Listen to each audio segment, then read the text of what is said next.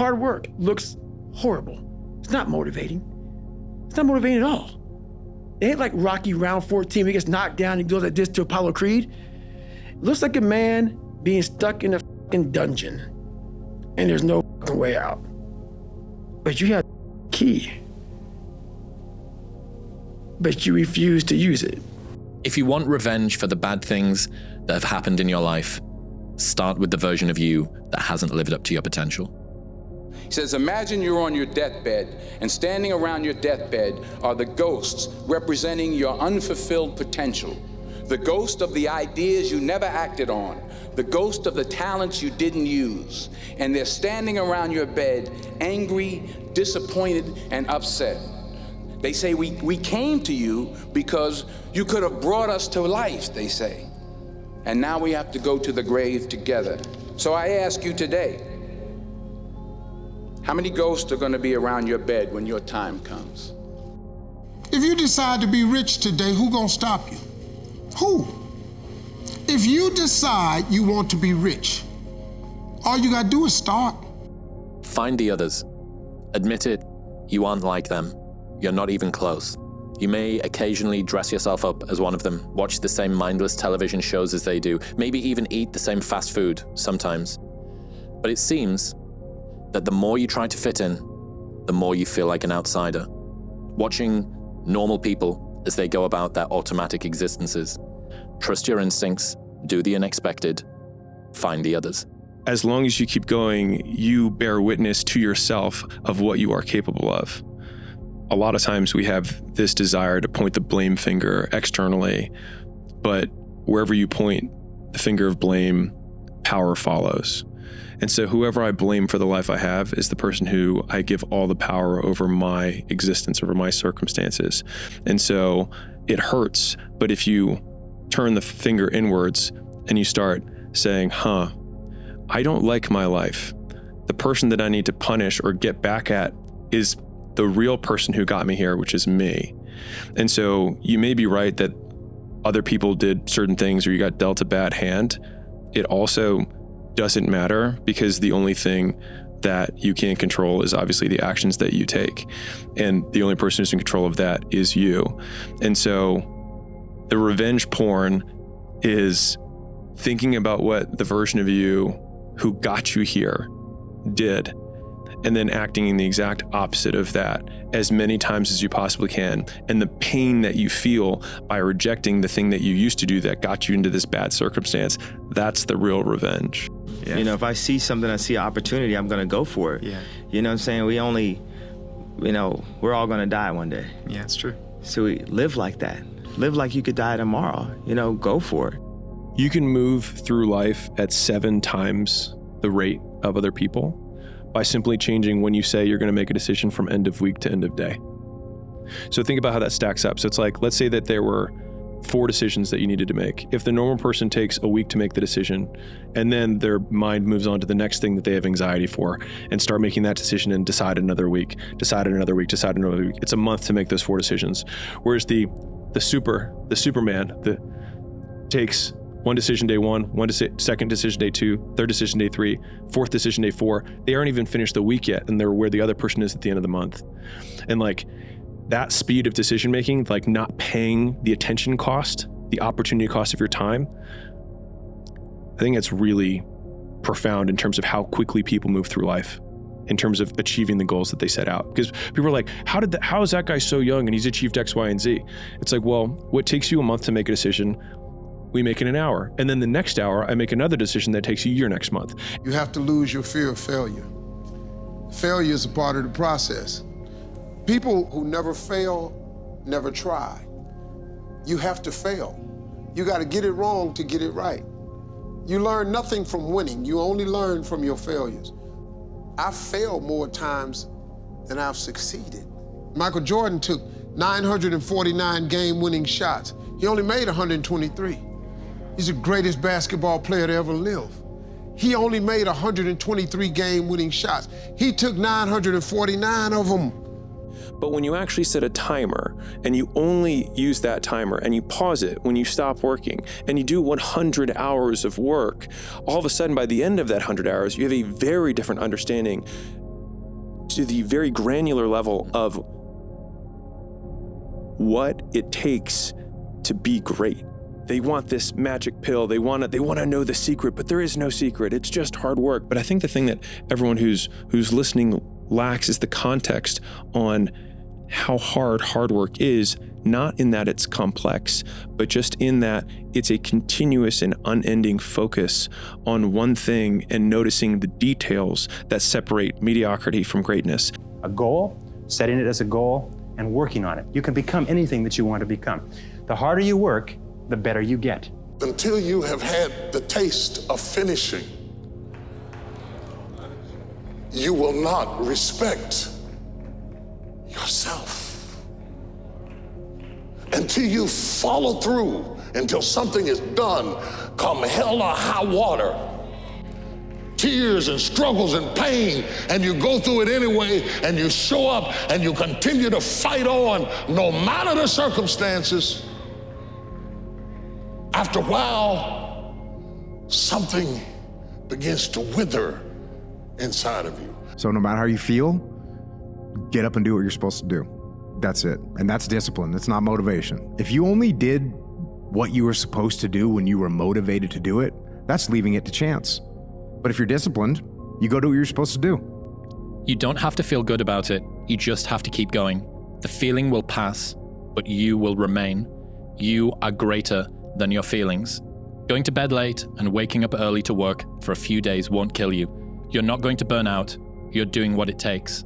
If you're one of those people that push work-life balance, just remember, the people who like working a lot don't care. I've never regretted trying harder at anything ever. Hard times last long, but an epic story feels like a lifetime. You're going to lose sleep. You'll doubt whether it'll work. You'll stress to make ends meet. You won't finish your to-do list. You'll wonder whether you made the right call and have no way to know for years. This is what hard feels like, and that's okay. Everything worth doing is hard, and the more worth doing it is, the harder it is. The greater the payoff, the greater the hardship. If it's hard, good. It means no one else will do it. More for you. If I can build an image of something in my mind, I'm quite capable of building a physical replica of it in my world. You know, every man has two lives, and the second starts when he realizes he has just one. Do something every day that moves you one step forward towards your major goal. They say that people begin to become great when they determine their major definite purpose, their number one goal, and work on it every day. The easiest thing in life is to give up. You know, whatever you're focused on or whatever you're hopeful for, the hardest thing is to keep going. But we have to. Like, we have to continue to hold on. And I would imagine for so many people out there, that is probably the most difficult thing. Losers let it happen. Winners make it happen. Losers see thunderstorms. Winners see rainbows. Losers see icy streets. Winners put on their ice skates. Losers take chances. Winners make choices. It's all in the way you choose to think. You do become what you think about most of the time. Never say you can't do it. Say, I haven't done it yet. I haven't done it yet. And that's true with everything. It's like, there's nothing that you can't do. You may not have done it yet. We don't know if you can do it or not until you really practice, and then you find out if you can do it or not, or how well you can do it. Everything great and worthwhile in human life is an accumulation of hundreds and sometimes thousands of tiny efforts and sacrifices that nobody ever sees or appreciates. This law says that everything accumulates over time, that you may have to put in many, many tiny efforts that nobody sees or appreciates before you achieve anything worthwhile. The most important question to ask is, what pain do you want in your life? What are you willing to struggle for? Anything worthwhile is going to require some degree of pain and struggle. So, if you're oriented toward the pain and the struggle, you're probably going to be more aligned with what you're capable of accomplishing rather than if you just orient toward the pleasures. Are you willing to put 20 years of silent, boring drudgery and obsession into doing that? The life you want is on the other side of a few hard conversations, and you're living a life you hate because you're too afraid to have them. If you can still run, there'll be a time when you can't lace them up anymore, but you can still run. So I still run. When the time comes I can't run, the body will say, you just can't run. But if I can still do something, that willpower that I have created, it makes me do it every day. The perfect world, in my opinion, would be you work as hard as you possibly can because you thought ahead of time, what is the input that has the closest correlation with the outcome that I want? And then you put your blinders on and you start digging. Like, you've got to do things that you don't want to do because you show your body that your mind is the boss. Your mind is telling your body what to do, and then you have control. How many times has God showed you something in your imagination that you thought was so wonderful, and then you took it in there to your family and your friends and you shared it with them and they shot it down? You know why they shot it down? Because they couldn't see it. You know why they didn't see it? Because God ain't show it to them. He showed it to you. God put it in your imagination. He don't put it in other people's imagination.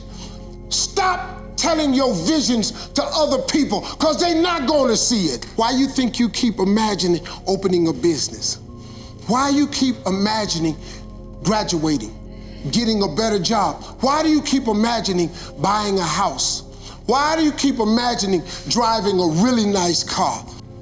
If you decide to be rich today, who gonna stop you? Who? If you decide you want to be rich, all you gotta do is start, unless you tell it to the wrong person. Mama, listen to me. I'm going to be rich. Ain't anybody rich in this family. Go in there and sit down somewhere. Get yourself a good job. Oh, mama, you must be right. No, mama could be wrong. Because what you have in your imagination, God didn't show it to your mama. I'm sorry. He showed it to you. The fear is never reaching your potential. That's it. That always falling short, always quitting before you're done, always procrastinating, always not doing the right thing. And then one day you're an old man. Yep. And you look back and go, God, I could have been great. Yep. I could have been great. I never forget one time I was running by a graveyard when I was just trying to become, I was fat. And I ran by a graveyard and I looked out there and I have all these epiphanies, man. I have all these moments of it's crazy, man, of just thought. Cause I'm always by myself and I'm always deep in thought about how to be better. And I look out there, I'm like, man, I wonder how many of you motherfuckers in there and just are so upset with how you lived your life. And just regret how you lived it. And I'm running at 300-pound man thinking, man, don't die like this, bro. Don't die like this. So people wonder where this comes from me. It comes from such deep thought of trying to see what this is all about. What is this life all about? What am I all about? Why am I here?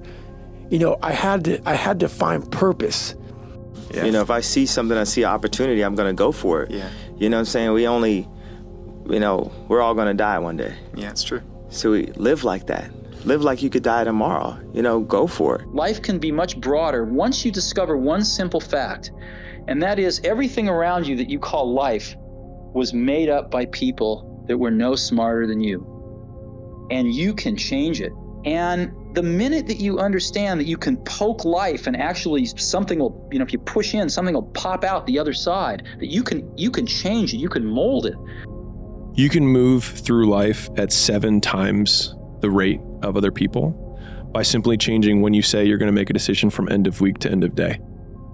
So think about how that stacks up. So it's like, let's say that there were 4 decisions that you needed to make. If the normal person takes a week to make the decision, and then their mind moves on to the next thing that they have anxiety for and start making that decision and decide another week, decide another week, decide another week. It's a month to make those 4 decisions. Whereas the Superman that takes one decision day 1, second decision day 2, third decision day 3, fourth decision day 4, they aren't even finished the week yet, and they're where the other person is at the end of the month. And like, that speed of decision making, like not paying the attention cost, the opportunity cost of your time, I think it's really profound in terms of how quickly people move through life, in terms of achieving the goals that they set out. Because people are like, how is that guy so young and he's achieved X, Y, and Z? It's like, well, what takes you a month to make a decision, we make it an hour. And then the next hour, I make another decision that takes you your next month. feeling I feel right now, as bad as it feels, is a fucking hell of a lot better feeling than a life where you throw the towel in. That's something you never recover from. Tomorrow morning, I'll wake up stronger. I'll feel alive, and I'll have the belief and confidence backing me up after a good night's rest. I can only get better. When the towel's down in life, there's no more rounds, man. You threw it in. I feel like shit right now, but I can pick the towel back up. I'm gonna be stronger tomorrow, the next round. Life, guys, it's a plan of action. If you don't have the plan, I guarantee you someone's gonna use you as part of their fucking plan. Stop going about the day as a servant. Become the master, run your day, and stop having it run you. Belief doesn't just happen because you hang something up on a wall, all right? Comes from in here, you know? And up here, down here. Only problem is we all got so much junk floating through us, a lot of times we end up getting in our own way. Believing that things can get better, that I can get better, that we will get better. But the best on earth never lose that hunger. They're hungry to learn, they're hungry to grow, they're hungry to give, they're hungry to grow, they're hungry to contribute. And that hunger, it's more important than intelligence. As important as intelligence is, there are a lot of smart people who can't fight their way out of a paper bag or don't have the energy to do it. I'm telling you, there's nothing that's gonna stop a person that's hungry enough. Because a hungry person, failure doesn't stop them. They don't look at it as failure. They go, okay, it was a learning experience, what's next? But that driving force, I think, is the greatest gift.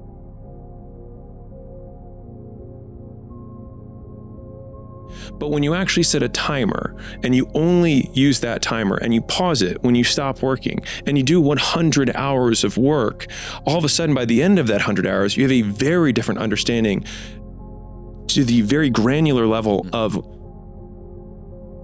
what it takes to be great.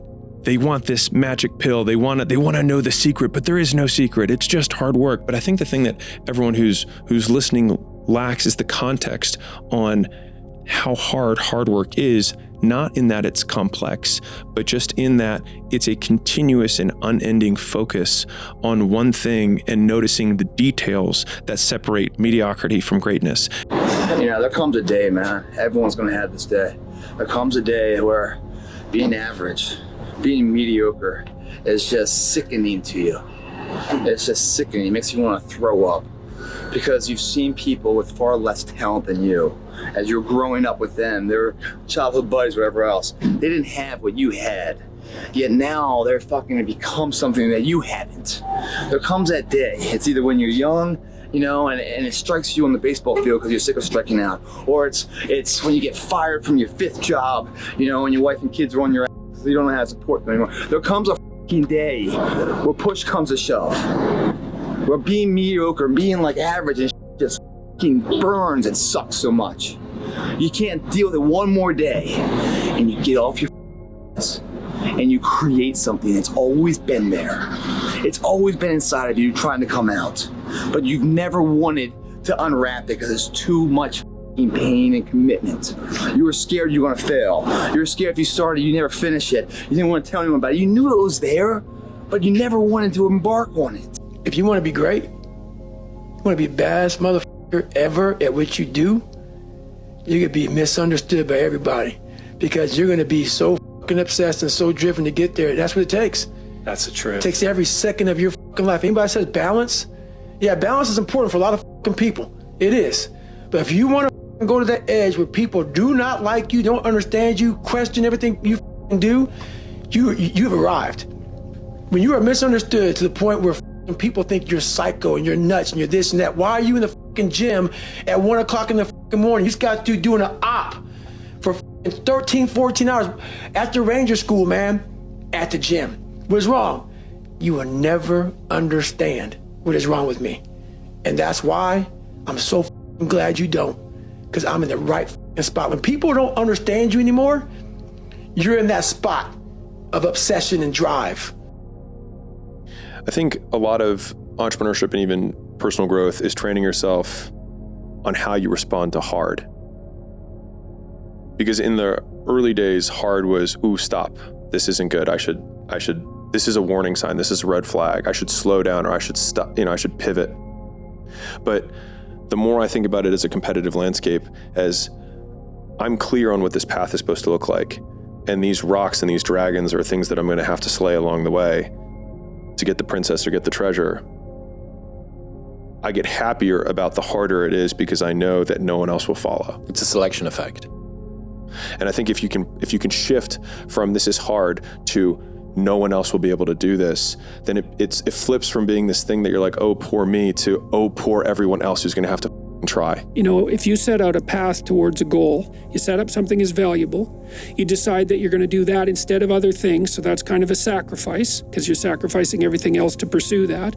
And then you experience a fair bit of positive emotion and meaning as you watch yourself move towards the goal. And so the implication of that is the better the goal, the more full and rich your experience is going to be when you pursue it. So that's one of the reasons that's one of the reasons for developing a vision and for fleshing yourself out philosophically, because you want to aim at the highest goal that you can manage. Those who have swords and know how to use them, but keep them sheathed, will inherit the world. You should be a monster.